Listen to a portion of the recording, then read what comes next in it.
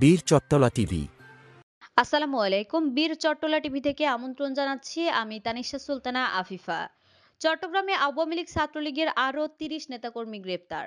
চট্টগ্রাম নগরীর বিভিন্ন থানা এলাকা থেকে গত ২৪ ঘন্টায় আওয়ামী লীগ ও ছাত্রলীগের আরও ৩০ নেতাকর্মীকে গ্রেফতার করেছে পুলিশ। রবিবার ২ মার্চ দিবাগত রাত ১টা থেকে সোমবার ৩ মার্চ দিবাগত রাত ১২টা পর্যন্ত অভিযান চালিয়ে তাদের গ্রেপ্তার করা হয়।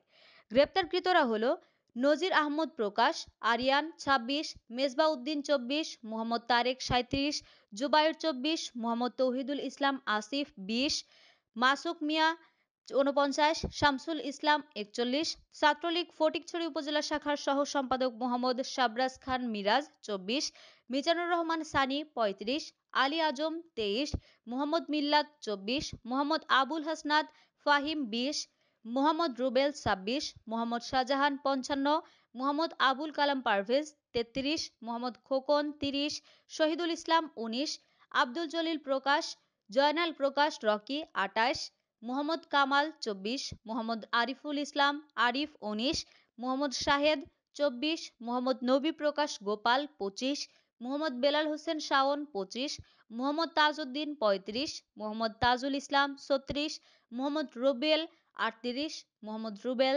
২৬, শিকলবাহা ইউনিয়নের ৬ নম্বর ওয়ার্ড আওয়ামী লীগের সাধারণ সম্পাদক মোহাম্মদ বশির ৩৬, মোহাম্মদ সাকিবুল ইসলাম ২৮, মোহাম্মদ আনোয়ার ইসলাম সাকিব ২৫। চট্টগ্রাম মেট্রোপলিটন পুলিশের মিডিয়া অ্যান্ড পাবলিক রিলেশনস বিভাগের অতিরিক্ত উপপুলিশ কমিশনার এডিসি মাহমুদা বেগম জানান, বৈষম্য বিরোধী ছাত্র আন্দোলনে ছাত্র জনতার উপর হামলাসহ বিশেষ ক্ষমতা আইন ও সন্ত্রাস বিরোধী আইনে ৩০ জনকে গ্রেপ্তার করা হয়েছে।